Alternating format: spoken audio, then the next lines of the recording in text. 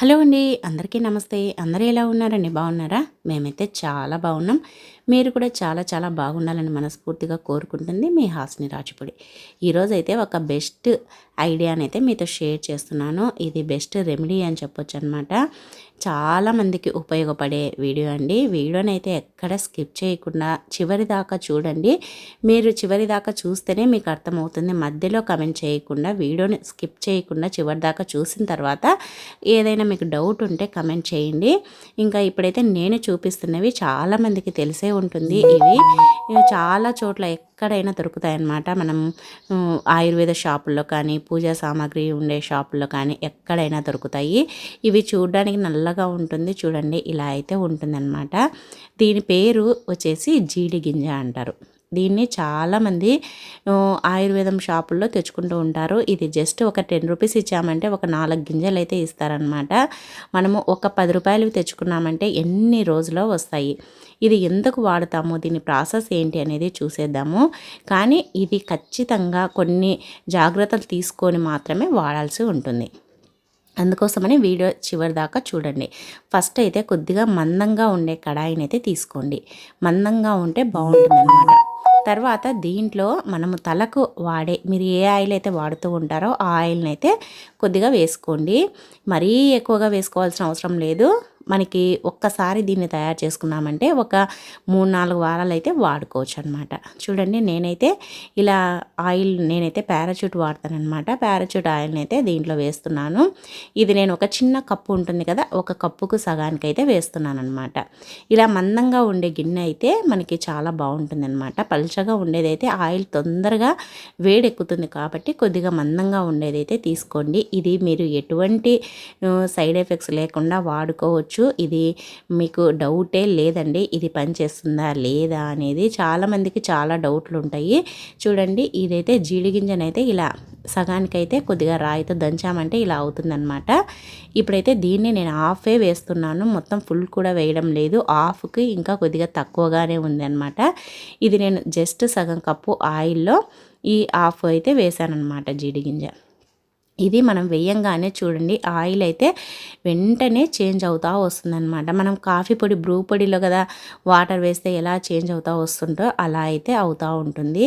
ఇది జస్ట్ ఒక 2-3 మినిట్స్ వేడి చేసామంటే సరిపోతుందన్నమాట. ఇంకా ఇది మొత్తం ఆయిల్ అనేది నల్లగా మారిపోతుందన్నమాట. ఇది పాతకాలం నాటి రెమెడీ అండి. నేనేదో మీకు ఇప్పుడు కొత్తగా చేసి చూపిస్తున్నాను అనేది కాదు. ఇది పల్లెల్లో నేను చిన్నగా ఉన్నప్పుడు చాలాసార్లు దీన్ని చూసేదాన్ని. అలాగే అప్పుడు పాతకాలం వాళ్ళు, మన అమ్మమ్మలు నానమ్మలు దీన్నే వాడేవాళ్ళండి తెల్ల జుట్టుకి. అప్పుడు ఇవన్నీ కలర్స్ ఇవన్నీ లేవు కదా. ఇప్పుడైతే రకరకాల కలర్స్ అవి ఇవి వచ్చాయి, హెయిర్ డైలు అవన్నీ. కానీ అప్పట్లో లేవు కాబట్టి దీన్ని అప్పుడే అందరూ వాడేవారనమాట. ఇది ఎటువంటి ప్రాబ్లం లేకుండా హ్యాపీగా అయితే వాడుకోవచ్చు. దీని నుంచి సైడ్ ఎఫెక్ట్స్ అనేది ఏవి ఉండదన్నమాట. ఇలా కలుపుతూ ఉండండి కొద్దిసేపు, ఒక 2-3 మినిట్స్ ఇలా చేసామంటే ఈ విధంగా అయితే అయిపోతుందన్నమాట. ఆయిల్ చూడండి కలర్ పూర్తిగా నల్లగా అయిపోయింది.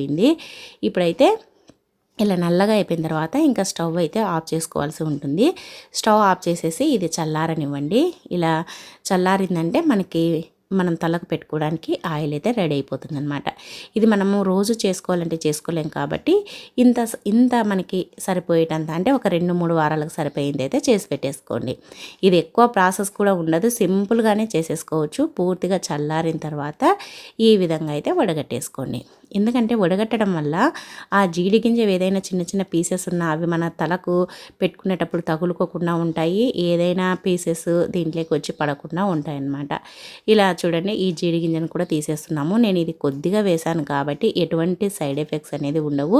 దీంట్లో చాలా మెడిసినల్ వాల్యూస్ ఉంటాయి కాబట్టి మీరు కొద్దిగా జాగ్రత్తగా అయితే దీన్ని వాడాల్సి ఉంటుంది. ఇది కళ్ళుల్లో పడకుండా చాలా కేర్ అయితే తీసుకోవాల్సి ఉంటుంది.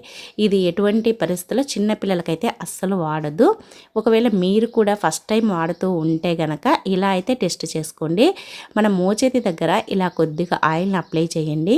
ఇలా కొద్దిగా ఆయిల్ అప్లై చేసేసి ఒక 10 మినిట్స్ అయితే వెయిట్ చేయండి. 10 మినిట్స్ లోపు మీకు ఇచ్చింగ్ వచ్చినట్టుగా లేదంటే అక్కడ ఏదైనా ర్యాషెస్ వచ్చినట్టుగా లేదంటే కొద్దిగా దురద అనిపించినా అక్కడ ఏదైనా బ్లాక్గా అనిపించినా మీరు దీన్ని పూర్తిగా స్కిప్ చేసేసేయండి, అస్సలు వాడద్దు. లేదు మనకి స్కిన్ నార్మల్గా ఎలా ఉందో అలానే ఉంది అనుకుంటే ఎటువంటి ప్రాబ్లం లేకుండా మన తలకైతే అప్లై చేసుకోవచ్చు అనమాట. ఇది తెల్ల జుట్టును కంప్లీట్గా నల్లగా మారుస్తుంది, ఎటువంటి సైడ్ ఎఫెక్ట్స్ లేకుండా. మనము తక్కువ జస్ట్ ఒక 10 రూపీస్ విత్తనాలు కనుక అంటే జీడి గింజలు కనుక వాడామంటే మన తలనైతే నల్లగా మార్చుకోవచ్చు. చూడండి, ఎప్పుడైనా సరే తలకు అప్లై చేసేటప్పుడు ముందు నుంచి కాకుండా వెనుక నుంచి అప్లై చేసుకోవాలన్నమాట ఇలా. కానీ మీరు ఇంకొకటి గుర్తుపెట్టుకోవాల్సింది ఏంటి అంటే ఇది కంపల్సరిగా మనము అద్దంలో చూసుకుంటూ చేసుకోండి. ఇది కళ్ళకి పడితే కొద్దిగా ఇబ్బంది ఎఫెక్ట్ అనమాట. కానీ అది ఎఫెక్ట్ ఉంటుందో లేదో కానీ పెద్దవాళ్ళు అయితే చెప్తారు. అందుకోసమనే కొద్దిగా మనము అవన్నీ జాగ్రత్తలు ప్రికాషన్స్ తీసుకుంటూ మన తలకైతే పట్టించుకోవాల్సి ఉంటుందన్నమాట. ఎందుకంటే మనము మిగతా ప్రాబ్లమ్స్ ఫేస్ చేయకుండా ఉండాలంటే ఇలా అయితే చేయండి. చూడండి, ఇంకా ఇలా బాగా కుదుళ్ళకి ఎక్కడెక్కడ తెల్ల జుట్టు ఉంటుందో అక్కడంతా ఇలా బాగా మసాజ్ చేసినట్లుగా పట్టించండి. మరీ ఎక్కువ ఆయిల్ కారేటట్టు కాకుండా కొద్ది కొద్దిగా తీసుకొని అప్లై చేయండి. జుట్టు మొత్తం తెల్లంట్రుకలు ఇలా పొడుగ్గా ఉండే చోట కూడా ఉన్నాయంటే మొత్తం జుట్టుకు మొత్తం పట్టించేసేయండి.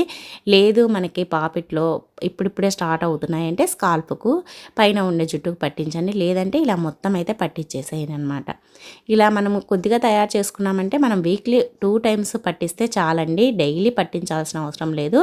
ఇలా 2-3 వీక్స్ కనుక చేసామంటే మీకే తెలిసిపోతుంది అనమాట జుట్టు తెల్లగా అవుతుందా లేదు అని అంటే పూర్తిగా కంప్లీట్గా నల్లగా మారుతుందా అనేది మీకు అర్థమైపోతుంది అనమాట.